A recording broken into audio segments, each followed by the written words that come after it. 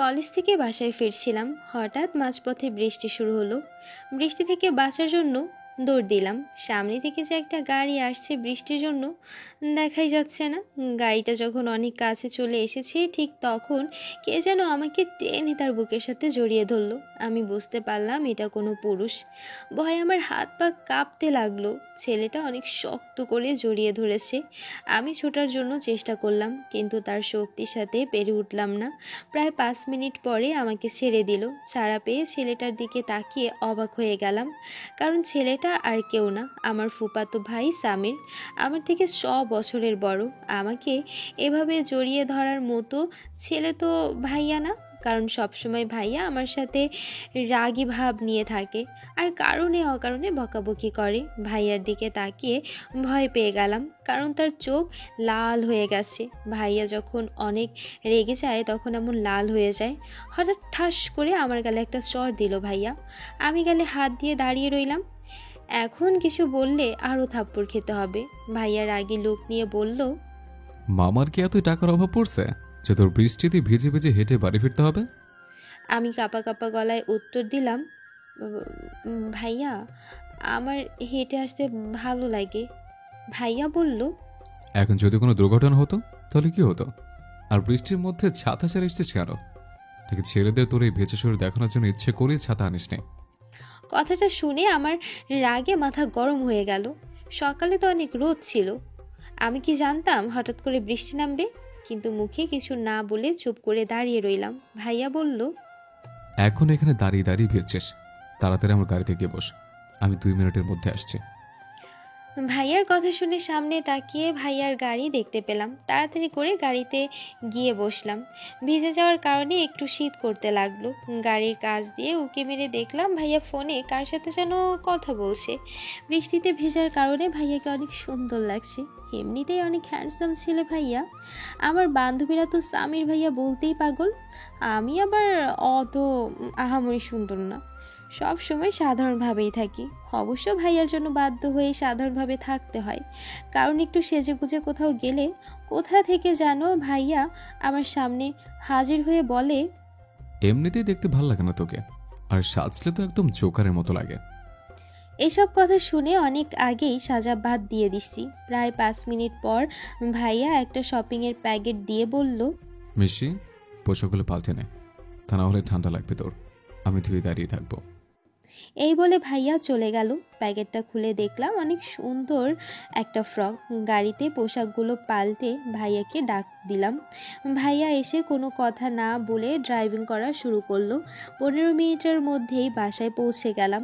গাড়ি থেকে নেমে বাসার দিকে যেয়ে আবার ফিরে এসে ভাইয়াকে বললাম, হঠাৎ তুমি ওদিকে কেন গিয়েছিলে ভাইয়া? ভাইয়া বলল, সেটা তো না জানলেও চলবে। এই বলে রুমে চলে গেল। আমি বাসায় ঢুকে সোজা নিজের রুমে চলে গেলাম।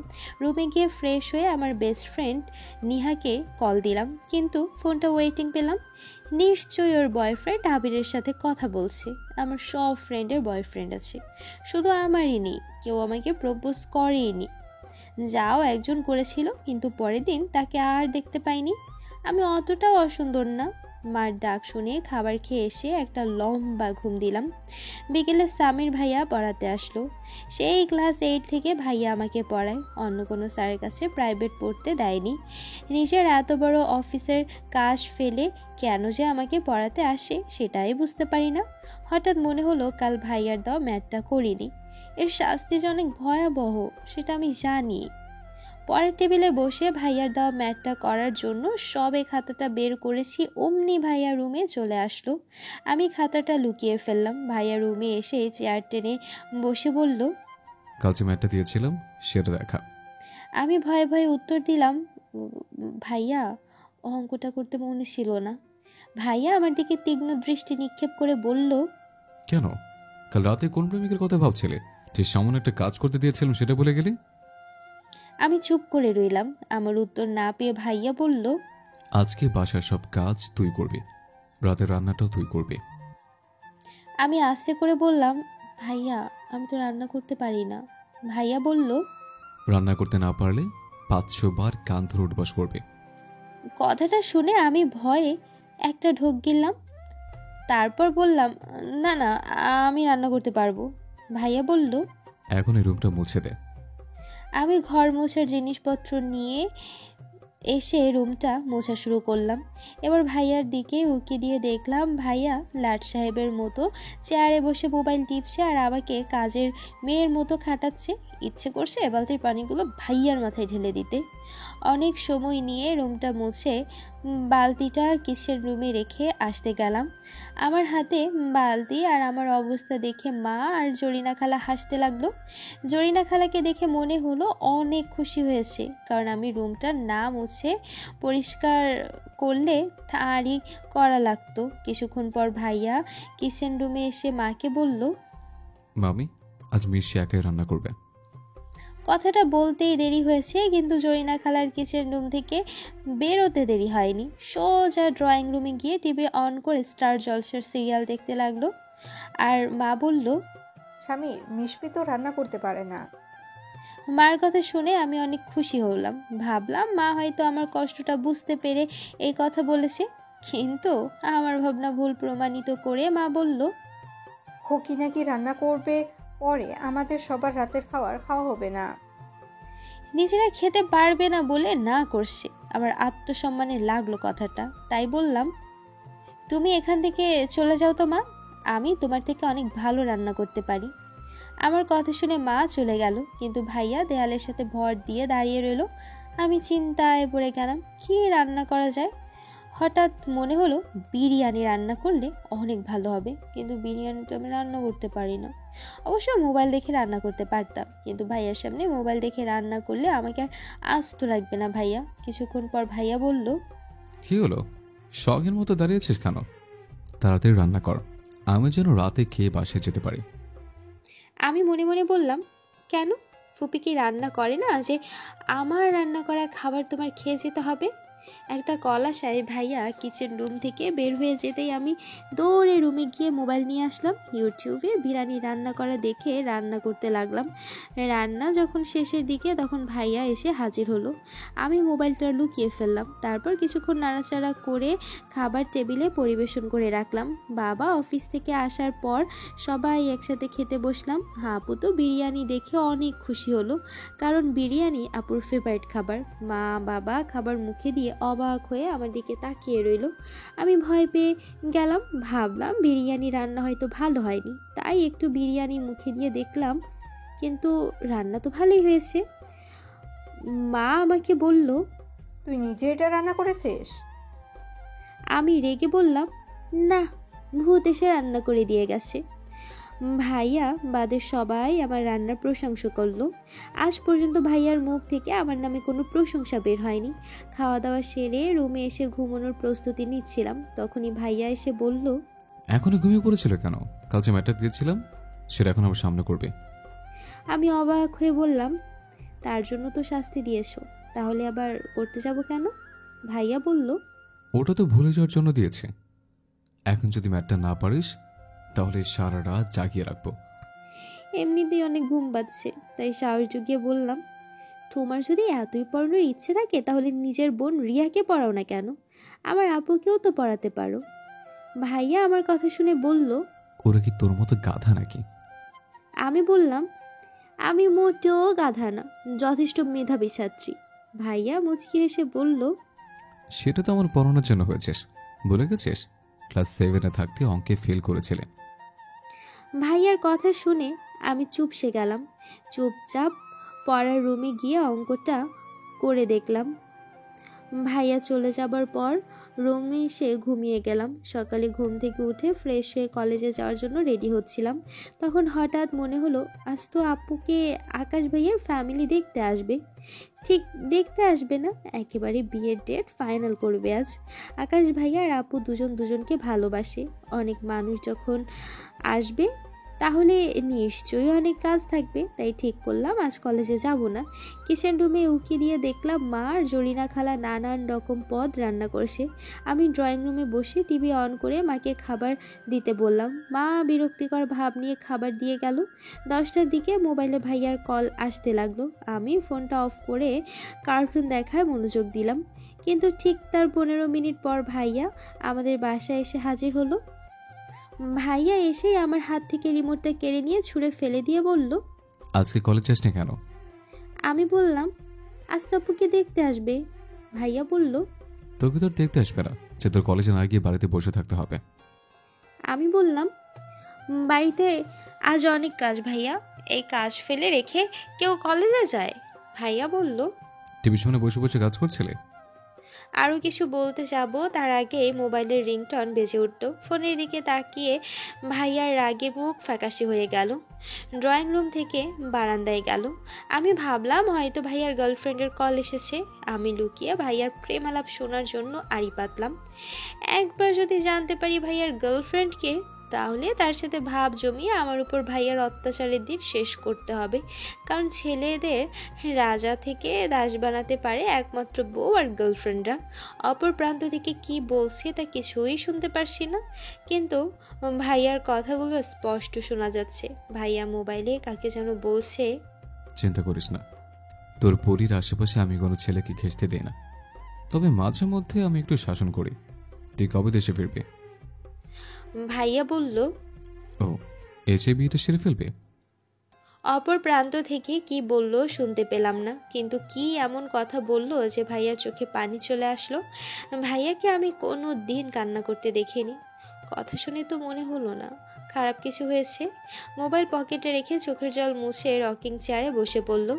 এই মুহূর্তে কেন যেন ভাইয়ার অসহায় মুখটা দেখতে ইচ্ছে করছে না, তাই ভাইয়ার কাছে গিয়ে দাঁড়ালাম। আমাকে দেখে ভাইয়া অনুরোধের স্বরে বলল, মিশি, একটু মাথায় হাত বুলিয়ে দিবে?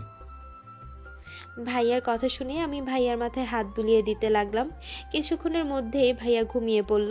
12টার সময় আকাশ ভাইয়ার ফ্যামিলি চলে আসলো। আব্বুকে রিয়া সাজিয়ে দিচ্ছে। আজ অনেক সুন্দর লাগছে আব্বুকে। মা কিচেন রুম থেকে বেরোতে পারছে না দেখে আমাকে বলল, মিশমিমা, এটা শরবতগুলো ওদের দিয়ে আয়। আমি শরবতের গ্লাস নিয়ে তাদের দিতে গেলাম। আকাশ ভাইয়ার চাচাতো ভাই জোবের কেমন যেন বাজে দৃষ্টিতে তাকাচ্ছিল। ব্যাপারটা মোটেও পছন্দ হলো না আমার। ড্রয়িং রুম থেকে সোজা নিজের রুমে ঢুকবো, ঠিক তখন কে যেন আমাকে টান দিয়ে দেয়ালের সাথে চেপে ধরলো। আমার বুঝতে অসুবিধা হলো না লোকটাকে, কারণ ভাইয়া ছাড়া এমন কাজ আর কেউ করতে পারে না। ভাইয়াকে বললাম, ভাইয়া ছাড়ো, আমার ব্যথা লাগছে। ভাইয়া বলল, ব্যথা লাগার জন্য তো এইভাবে ধরেছে। তোকে ওখানে শরবত নিয়ে যেতে কে বলেছিল? আর ওনা ঠিকভাবে নিতে পারিস না, নাকি জোবেরকে দেখানোর জন্য ইচ্ছে করেই এমন করে নিয়েছিস? আমি ওনার দিকে তাকিয়ে দেখলাম একটু সরে গেছে, তাই বলে এত বড় কথা শোনাতে হবে? কেন যে তখন এই খাটাসটার মাথা টিপে দিলাম। মাথা ব্যথায় তখন মরে গেলেই ভালো হতো। আমি ভাইয়াকে কিছু না বলে ভাইয়া থেকে নিজেকে ছাড়িয়ে রুমের দরজা লক করে ঘুমিয়ে পড়লাম। বিকেলে ঘুম থেকে উঠে দেখলাম সবাই ড্রয়িং রুমে বসে মিটিং করছে। সবাই মানে মা, বাবা, আপু, ফুপা, ফুপি, রিয়া, সামির ভাইয়া আর জরিনা খালা। আমার মা বাবার লাভ ম্যারেজ, বাসা থেকে পালিয়ে এসেছিল, তাই নানুর বাসা থেকে এখনও মাকে মেনে নেয়নি। আমি সোফায় বসতে বসতে বললাম, আমি মনে হয় মিটিংয়ে আসতে লেট করলাম। সঙ্গে সঙ্গে ভাইয়া বলল, তুই ছোট মানুষ, তুই আসলে কি আর না আসলে কি? আমাকে অপমান না করলে মনে হয় ভাইয়ার বেটার ভাত হজমই হয় না।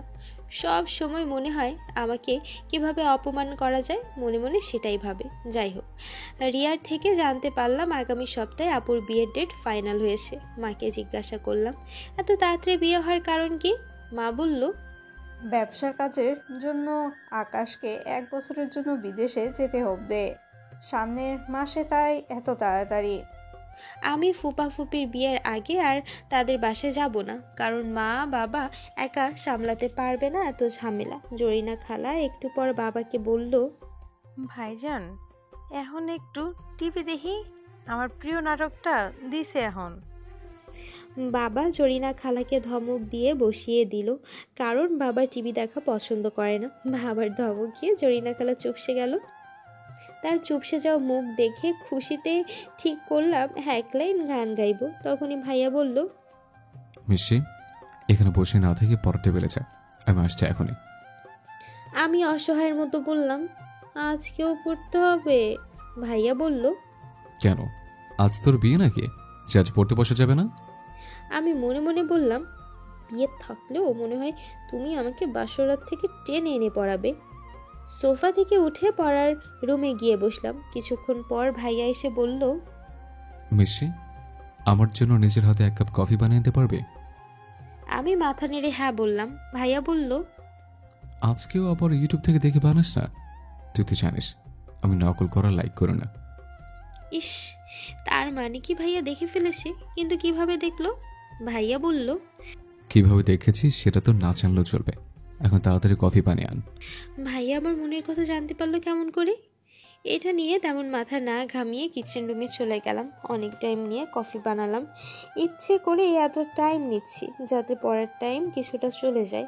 রুমে এসে দেখলাম ভাইয়া কাকে যেন বলছে, আমি যখন তোকে একবার কথা দিয়েছি ওকে তোর মতোই সব সময় পড়ালেখায় ফার্স্ট থাকবে, তো আমি আপ্রাণ চেষ্টা করব আমার কথা রাখার। আমাকে দরজার সামনে দেখে ভাইয়া ফোনটা কেটে দিল। আমাকে ধমক দিয়ে বলল, নক করে ঢুকতে পারিস না? এই বলে কফির মগ নিয়ে কফি খাওয়া শুরু করলো। আর আমি ভাবছি ভাইয়া কি আমার মতো অন্য কাউকে পড়ায় নাকি? এটা ভাবতে মনটা খুশিতে ভরে গেল। পৃথিবীতে তাহলে আমার মতো আর একজন আছে যে ভাইয়ার অত্যাচার সহ্য করছে। ভাইয়ার কফি খাওয়া হয়ে গেলে কফির মগ কিচেনে রাখতে গেলাম। একটা মগে কফি নিয়ে আরাম করে সোফায় বসে খেতে লাগলাম। একটু মুখে দিয়ে আবার ফেলে দিলাম, কারণ কফি বানানো অনেক বাজে হয়েছে। এটা ভাইয়া খেলো কিভাবে? কফি খাওয়ার পর মুখটা তেতো হয়েছে বলে ফ্রিজ থেকে আইসক্রিম খাচ্ছিলাম আর টিভিতে কার্টুন দেখছিলাম। ভাইয়া যে আমার জন্য পড়ার টেবিলে অপেক্ষা করছে সেটা ভুলেই গিয়েছিলাম। আপু এসে যখন বলল, মিশমি, আজ তোর কপালে খারাপ কিছু আছে। স্বামীর ভাইয়ার রুমে তোর জন্য অপেক্ষা করছে। কথাটা শুনেই আমি সব ফেলে এক দৌড়ে রুমের দরজার সামনে দাঁড়ালাম। ভাইয়ার দিকে তাকিয়ে দেখলাম ভাইয়া একবার ঘড়ির দিকে তাকাচ্ছে আর একবার দরজার দিকে তাকাচ্ছে। আমি ভয়ে ভয়ে রুমে ঢুকলাম। আমাকে দেখে ভাইয়া ধমক দিয়ে বলল, একটা মগ রেখে আসতে এত টাইম লাগে? আমি কিছু বলতে যাব তার আগে ভাইয়া বলল, তোর জন্য অপেক্ষা করতে করতে আমার পা ব্যথা হয়ে গেছে, এখন আমার পা টিপে দিবি তুই? এই বলে খাটের সাথে হেলান দিয়ে শুয়ে পড়ল। বজ্জারটা আমাকে কিছু বলার সুযোগই দিল না। আমাকে দাঁড়িয়ে থাকতে দেখে ভাইয়া বলল, কি হলো, তোকে ওখানে দাঁড়িয়ে থাকতে বলেছে? তাড়াতাড়ি পা টিপে দে। আমি গিয়ে খাটে বসে পা টিপতে লাগলাম আর ভাইয়া আরাম করে মোবাইলে গেমস খেলছে। প্রায় 1 ঘন্টা পর ভাইয়াকে বললাম, ভাইয়া আমার হাত ব্যথা হয়ে গেছে। আমার কথা শুনে ভাইয়া খাট থেকে উঠে চেয়ারে গিয়ে বসলো আর বলল, এখন পড়তে আয়। আমিও গুড়গালের মতো চুপচাপ পড়তে বসলাম। অনেকক্ষণ একটা ম্যাথ বোঝানোর পর ভাইয়া আমাকে বলল, এখন এই ম্যাথটা করে দেখা। আমি বললাম, ভাইয়া কাল দেখবো, আজ হাতটা ব্যথা করছে। ভাইয়া বলল, আমি তোকে এখন করতে বলেছি, কাল করতে বলিনি। কোনো কথা না বলে তাড়াতাড়ি কর। আমি হাতের ব্যথা নিয়ে অঙ্কটা করে দেখালাম। তারপর নিজের রুমে চলে গেলাম। রাতে মার ডাকে খাবার টেবিলে গিয়ে বসলাম। খাবার টেবিলে ভাইয়াকে দেখে বললাম, ভাইয়া আজ তুমি তোমাদের বাসায় যাবে না? মা আমাকে ধমক দিয়ে বলল, বাসায় যাবে মানে? তোর পুপিদের বিয়ের আগে বাসায় যেতে দিব না, তুই জানিস না? আর আমার কোনো ছেলে আছে? বিয়ের সময় অনেক ছেলেদের অনেক কাজ আছে, সেগুলো তো স্বামীরই করবে। আমি মনে মনে বললাম, তার মানে এখন থেকে দিনরাত 24 ঘন্টা ভাইয়ার অত্যাচার সহ্য করতে হবে। খাওয়া দাওয়া সেরে রুমে এসে ঘুমিয়ে পড়লাম।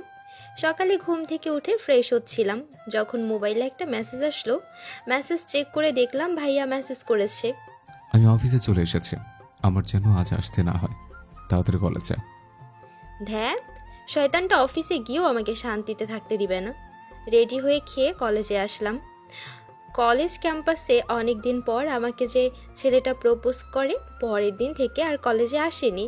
আজ তাকে দেখতে পেলাম, তাকে দেখে ডাক দিলাম, কিন্তু আমাকে দেখে ছেলেটা চলে যাচ্ছিল বলে আমি দৌড়ে ছেলেটার সামনে দাঁড়ালাম আর বললাম, কি হলো, আমাকে দেখে চলে যাচ্ছেন যে? আমার কথা শুনে ছেলেটা হাঁটু গেড়ে বসে বলল, আপু, তোমাকে আমার অনেক আপু ডাকতে ইচ্ছা করে, দিবে কি আমায় আপু ডাকার অধিকার? ছেলেটার কথা শুনে আমি ছেলেটার গালে ঠাস করে থাপ্পড় দিয়ে বললাম, কেন, তোর বাড়িতে বোন নেই? রাস্তাঘাটে মেয়ে মানুষ দেখলেই আপু ডাকতে ইচ্ছে করে? এই বলে চলে আসলাম। ক্যান্টিনে গিয়ে বান্ধবীদের সাথে আড্ডা দিয়ে ক্লাসরুমে গিয়ে ক্লাস করলাম। ছুটির পর সোজা বাসায় চলে আসলাম। রুমে ঢুকে ভাইয়াকে আমার রুমে চোখ লাল করে দাঁড়িয়ে থাকতে দেখে অবাক হয়ে গেলাম। আমি ভাইয়াকে বললাম, ভাইয়া তুমি এত তাড়াতাড়ি অফিস থেকে চলে আসলে যে? আমার কথা শুনে ভাইয়া খুব হিংস্রভাবে আমার দিকে তাকালো। আমি ভাইয়ার এমন রূপ দেখে ভয় পেয়ে গেলাম। মনে মনে ভাবতে লাগলাম, আজ আবার কি ভুল করলাম। ভাইয়া যখন আমার কামিজের হাতা টেনে ছিঁড়ে ফেললো তখন আমার ধ্যান ভাঙলো। ভাইয়ার আগেভাবে বলল, তোকে কতদিন বলেছে সাদা কালারের কিছু পরবি না। তখন আমি আমার কামিজের দিকে তাকিয়ে দেখলাম সত্যি আমি সাদা কালারের কামিজ পরেছি। এতক্ষণ তো খেয়ালই করিনি, এত বড় ভুল হলো কেমন করে? আমি ভয়ে ভয়ে উত্তর দিলাম, ভাইয়া সকালে তাড়াতাড়ি করতে গিয়ে ভুলে পড়ে ফেলেছিলাম, প্রমিস করছি এমন ভুল আর হবে না। আমার কথা শুনে ভাইয়া একটু শান্ত হয়ে বলল, তাড়াতাড়ি চেঞ্জ করে আয়। এই বলে চলে গেল। আমি ওয়াশরুমে ঢুকে বললাম, সাদা কালারের যদি তোর এতই অ্যালার্জি থাকে তাহলে তুই নিজে কেন সাদা কালারের শার্ট পরিস? আমার তো সাদা কালার ফেভারিট। সেই যে 1 বছর আগে আমার বার্থডের দিন একটা সাদা কালারের গাউন পরেছিলাম, তারপর থেকে জানো কি হলো, ভাইয়া আমাকে আর সাদা কালারের কিছু পরতেই দেয় না। ফ্রেশ হয়ে ঘুমিয়ে পড়লাম। বিকেলে ড্রয়িং রুমে গিয়ে দেখলাম সবাই সেজে গুজে কোথায় যেন যাচ্ছে। আমি একটু অভিমানী স্বরে বললাম, আমাকে রেখে তোমরা সবাই কোথায় যাচ্ছ? ভাইয়া বলল, তিয়ার বিয়ের শপিং করতে যাচ্ছে, তুই গিয়ে কি করবি? আমি বললাম, কেন? আমিও অপর জন্য কিছু চয়েস করে দেব। ভাইয়া বলল, তুই আর কি চয়েস দিবি? তোর যে পছন্দ সেগুলো যদি তিয়া বিয়ের সময় পড়ে তাহলে সবাই হাসাহাসি করবে। অনেক বলার পরও ভাইয়া আমাকে যেতে দেয়নি। আপুর বিয়ের শপিংয়ে যেতে না পারায় রাগে দুঃখে মোবাইলে গেম খেলছিলাম। ঠিক 20 মিনিট পর ভাইয়া একটা শপিংয়ের প্যাকেট নিয়ে ফিরে এলো। ভাইয়াকে দেখে আমি অবাক হয়ে বললাম, এত তাড়াতাড়ি ফিরে এলে যে? ভাইয়া বলল, বেশি কথা না বলে এই ড্রেসটা পরে রেডি হয়ে আয়। আমি মনে মনে ভাবলাম হয়তো আমাকে এখন শপিংয়ে নিয়ে যাবে, তাই কথা না বাড়িয়ে রেডি হয়ে গেলাম। কিন্তু ওয়াশরুমে গিয়ে প্যাকেটটা খুলে সাদা কালারের গাউন দেখে আরেক দফা অবাক হলাম। যে কালারের জন্য আজ আমার সাথে হিংস্র ব্যবহার করলো এখন সেই কালারের ড্রেসই পরতে বলছে। রেডি হয়ে ভাইয়ার রুমে গেলাম। ওয়াশরুম থেকে শব্দ পেয়ে চিল্লিয়ে বললাম, ভাইয়া তুমি কি ফ্রেশ হচ্ছ? ভাইয়া বলল, তুই 5 মিনিট অপেক্ষা কর। ভাইয়ার কথা শুনে আমি খাটে গিয়ে বসে ভাইয়ার জন্য অপেক্ষা করছিলাম। হঠাৎ বালিশের কাছে একটা ডায়েরি দেখে মনে মনে বললাম, এখানে নিশ্চয়ই ভাইয়ার গার্লফ্রেন্ডের সম্পর্কে কিছু লেখা আছে। এই ভেবে খুশি মনে ডায়েরির প্রথম পাতা খুললাম, কিন্তু কিছু লেখা না দেখে হতাশা নিয়ে দ্বিতীয় পাতা খুলতেই সেখানে দেখতে পেলাম বড় বড় করে লেখা, আমি তোকে ভালোবেসে ভুল করিনি। আমি ওই ভালোবাসার মাঝে আসিনি, বরং ওই চলে এসেছে আমার ভালোবাসার মাঝে। পরের পাতা খুলতে যাব ঠিক সেই সময় ভাইয়া এসে আমার হাত থেকে ডায়েরিটা কেড়ে নিয়ে বলল, এরকম বেয়াদবি যেন আর না দেখি। অন্যের ডায়েরি না বলে পড়তে হয় না, তুই জানিস না? আমি আমতামতা করে বললাম, সরি ভাইয়া, আর পড়বো না। ভাইয়া বলল, এখন তাড়াতাড়ি গাড়িতে গিয়ে বস। আমি ভাইয়ার কথা শুনে রুমে থেকে বেরিয়ে গাড়িতে গিয়ে বসলাম।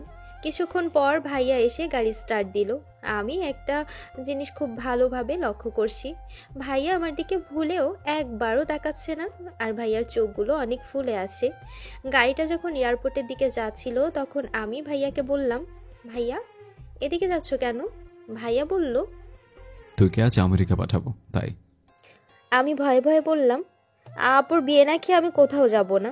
আর আমেরিকা তো আমি আমার বরের সাথে হানিমুনে যাব, এখনই একা যাব না আমি। এই বলে কান্না শুরু করলাম। ভাইয়া আমাকে ধমক দিয়ে বলল, একদম আমার সামনে নাকা কান্না করবি না। ভাইয়ার ধমক শুনে আমি চুপ হয়ে গেলাম। এয়ারপোর্টে এসে ভাইয়া গাড়ি পার্কিং করলো। আমি মনে মনে ভাবছি, সত্যি কি ভাই আমাকে বিদেশে পাঠিয়ে দেবে?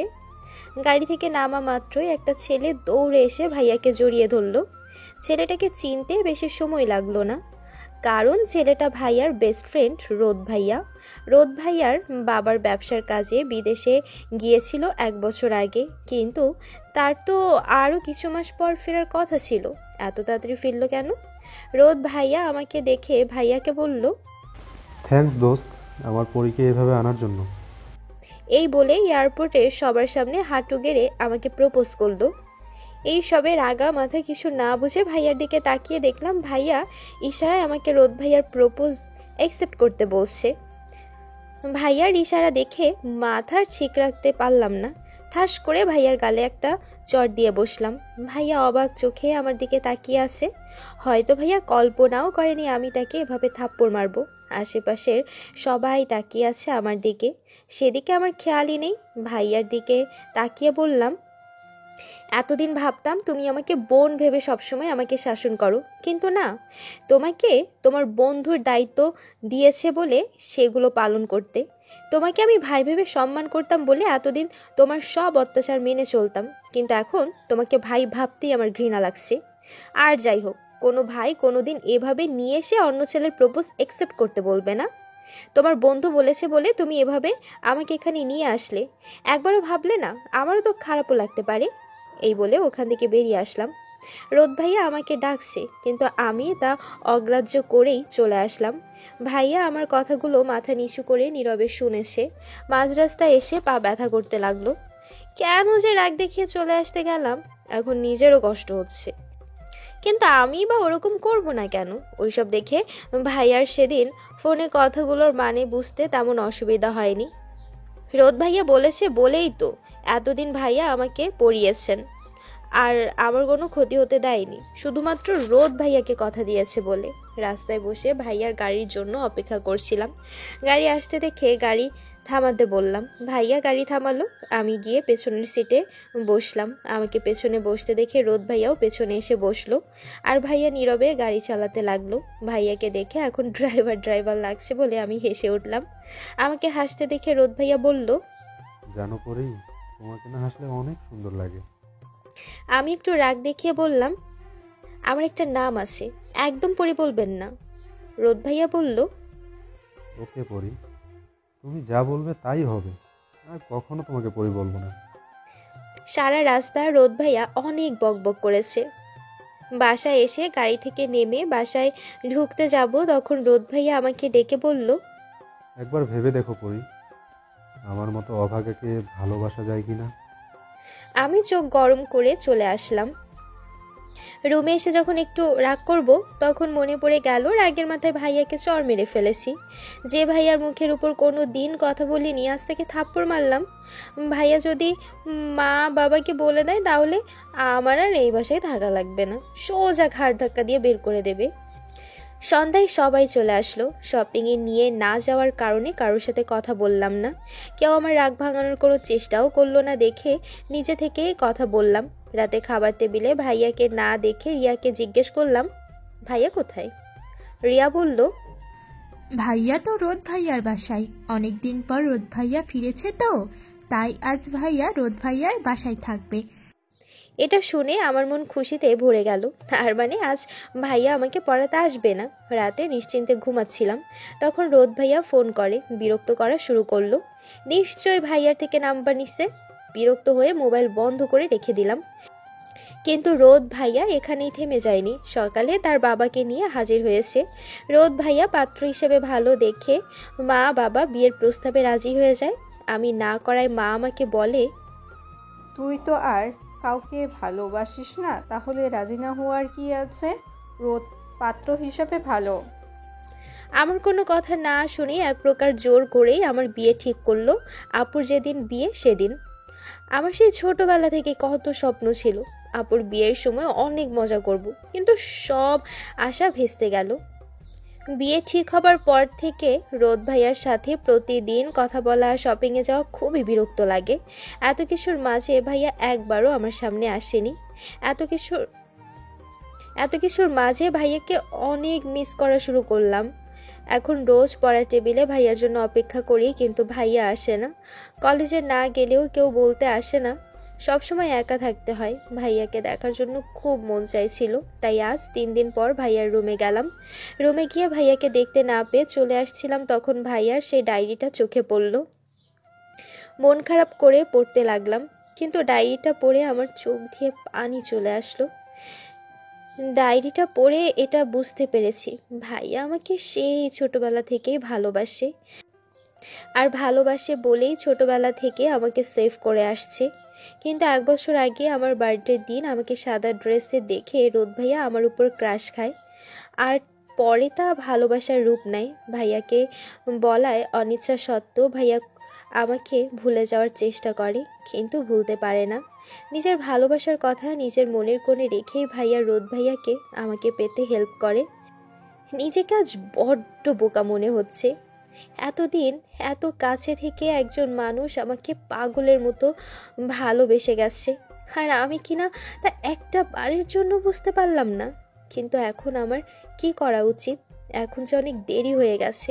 অনেক চেষ্টা করার পরও মা বাবাকে কিছু বলতে পারলাম না। দিনগুলো অনেক তাড়াতাড়ি চলে যাওয়া শুরু হলো। এখন আমিও বুঝতে পারি ভাইয়াকে আমি ভালোবেসে ফেলেছি, কিন্তু আমার কিছু করার নেই। বিয়ের দিন ভাইয়াকে দেখতে পেলাম, অনেক শুকিয়ে গেছে ভাইয়া। চোখের নিচে কালি পড়ে গেছে দেখে বোঝা যাচ্ছে ভাইয়া রাতে ঘুমাতে পারে না। কাজী এসে বিয়ে পড়ানো শুরু করলো। আপুর বিয়ে পড়ানো হয়ে গেলে আমার কাছে এসে আমাকে কবুল বলতে বলে। কাজী বিয়ে পড়ানো শুরু করেছে। আমি বারবার ভাইয়ার দিকে তাকাচ্ছি, কিন্তু ভাইয়া চুপচাপ রোদ ভাইয়ার পাশে বসে আছে। কাজী যখন আমাকে কবুল বলতে বলল, আমি ভাইয়ার দিকে তাকিয়ে দেখলাম আমার দিকে উদাসীনভাবে তাকিয়ে আছে। আমি এমন ভাব করলাম যেন আমি এখনই কবুল বলে দেব, কিন্তু তাও ভাইয়ার কোনো রিয়াকশন দেখলাম না। ভেবেছিলাম আমি যখন কবুল বলতে যাব তখন ভাইয়া সিনেমার হিরোর মতো এসে আমাকে কবুল বলতে নিষেধ করে সবাইকে বলবে যে ভাইয়া আমাকে ভালোবাসে। তার ভাইয়া করবে না। এতক্ষণে বুঝে গেছি ভাইয়ার উপর অনেক রাগ হলো। একবার ভাবছি কবুল বলে ফেলবো কিনা, এদিকে সবাই তাড়া দিচ্ছে। হুট করে আমি দাঁড়িয়ে বললাম, আমি বিয়ে করতে পারবো না। সবাই আমার দিকে অবাক দৃষ্টিতে তাকিয়ে রইল। বাবা বলল, এইসব কি বলছিস মা? আমি বললাম, বাবা আমি যা বলছি ঠিক বলছি। ভাইয়াকে আমি ভালোবাসি। ভাইয়ার সাথে আমার 1 বছরের রিলেশন। আমার কথা শুনে ভাইয়া চোখ বড় বড় করে আমার দিকে তাকালো। আমি বলা শুরু করলাম, 1 বছর আগে ভাইয়া আমাকে প্রপোজ করে, আর আমিও ভাইয়ার ফাঁদে পা দিয়ে ফেলি। তারপর ভাইয়াকে ভালোবেসে ফেলি। কিন্তু যখন তোমরা বিয়ে ঠিক করো তখন ভাইয়া আমার সাথে ব্রেকআপ করে ফেলে। আমি অনেক বুঝিয়েছি ভাইয়াকে, কিন্তু ভাইয়া তখন বলেছিল ভাইয়া নাকি আমার সাথে জাস্ট টাইম পাস করেছে। ভাইয়া আমার পবিত্র ভালোবাসা নিয়ে খেলা করেছে। এই বলে আমি ন্যাকা কান্না শুরু করলাম। আমার কথা শুনে ফুপা ভাইয়াকে ঠাস করে থাপ্পড় মেরে বলল, তোকে আমার ছেলে ভাবতে ঘৃণা লাগছে। তুই এতটা খারাপ আমি জানতাম না। ভাইয়া চোখ গরম করে আমার দিকে তাকালো। রোদ ভাইয়া গিয়ে ভাইয়াকে বলল, তোকে আমি অনেক ভরসা করতাম, তুই যে আমার সাথে বিশ্বাসঘাতকতা করবি আমি ভাবতেই পারছি না। আমি না হয় তোর আপন কেউ না, কিন্তু মিশমি তো তোর আপন ফুফাতো বোন। ওর সাথে বিশ্বাসঘাতকতা করতে পারলি কেমন করে? ভাইয়া কিছু বলতে যাবে তখন আমি ভাইয়ার কানের কাছে আস্তে আস্তে বললাম, ভাইয়া তুমি কোন বন্ধুর জন্য নিজের ভালোবাসা স্যাক্রিফাইস করতে যাচ্ছিলে, যে বন্ধু কিনা অন্যের কথা শুনে তোমাকেই ভুল বোঝে? এটা সত্যি কিনা একবার তোমাকে জিজ্ঞেস করার প্রয়োজনও মনে করলো না? আমি স্পষ্ট ভাইয়ার চোখে জল দেখতে পাচ্ছিলাম। সবাই ভাইয়াকে অনেক কথা শোনালো। আমার খারাপ লাগলো, কিছু করার ছিল না। কারণ সত্যি বললে ভাইয়া কোনো না কোনোভাবে রোদ ভাইয়ার সাথে আমার বিয়ে দিয়ে ছাড়তো, আর সবাইকে বুঝাতো যে ভাইয়া আমাকে ভালোবাসে না। আমি কান্না করে বিয়েটা ভাঙতে পারলেও ভাইয়াকে বিয়ে করা সম্ভব হতো না। কিন্তু এখন সবাই ভাইয়াকে চাপ দিচ্ছে আমাকে বিয়ে করার জন্য। এক প্রকার চাপে পড়ে বাধ্য হয়ে আমাকে বিয়ে করতে হলো ভাইয়ার 5 বছর পর। মিষ্টিকে তাড়াতাড়ি রেডি করে নিচে রেডি হয়ে নিচে আসো। আমি শাড়ির কুচি ঠিক করতে করতে বললাম, আমি পারবো না, তোমার মেয়েকে তুমিই রেডি করে দাও। আমি রেডি করালে তোমার মেয়ের তো আবার পছন্দ হয় না। ভাইয়া আমার দিকে তাকিয়ে হাসতে লাগলো। আমি চোখ গরম করে বললাম, ওরকম বান্দরের মতো করে হাসছো কেন? ভাইয়া বলল, তুই শাড়ি পরতে গেলে কোন দুঃখে? যেটা পরতে পারিস না সেটা পরতে যাস কেন? এই বলে ভাইয়া আমাকে শাড়ি পরিয়ে দিতে লাগলো। আমি এখনও ভালোভাবে শাড়ি পরতে পারি না বলে ভাইয়া আমাকে কথা শোনায়। তবে এখন আমাদের মাঝে ভালোবাসা অনেক বেড়ে গেছে। বিয়ের পর 1 মাস ভাইয়া আমার সাথে কথা বলেনি। আমি অবশ্য বিয়ের পরের দিন সবাইকে সব সত্যি বলে দিয়েছিলাম। সব জানার পর রোদ ভাইয়া ভাইয়ার কাছে ক্ষমা চেয়েছিল, আর এখন তাদের বন্ধুত্ব অনেক ভালো হয়ে গেছে। আজ রিয়ার সাথে রোদ ভাইয়ার বিয়েটা পারিবারিকভাবে হচ্ছে। আমাদের 4 বছরের একটা মেয়ে আছে। মেয়েটা একদম বাবার মতো হয়েছে। আজ পর্যন্ত আমার কোনো কাজের প্রশংসা করেনি, সব সময় ভুল ধরে। শাড়ি পরানো হয়ে গেলে আমি ভাইয়াকে সবে বলতে যাব, ভাইয়া তার আগেই মিষ্টি চলে আসলো দেখে বললাম, ধন্যবাদ। মিষ্টির সামনে আমি কখনো ভাইয়াকে ভাইয়া বলি না, কারণ ভাইয়া বললেই মিষ্টি আমাকে ফুপি ডাকা শুরু করে। কারণ জিজ্ঞেস করাতে বলে, তুমি পাপাকে ভাইয়া বললে কেন? পাপাকে যারা ভাইয়া বলে তারা তো পাপার বোন হয়, আর পাপার বোন তোমার ফুপি লাগে। আমি জানি এটা ভাইয়া শিখিয়েছে মিষ্টিকে। নিজের মেয়ের মুখে ফুপি শুনতে ভালো লাগে না দেখে ওর সামনে কখনো ভাইয়া বলি না। মিষ্টিকে ভাইয়া রেডি করে দিতে লাগলো, আর খাটে বসে বাবা মেয়ের কাণ্ড দেখতে লাগলাম আমি।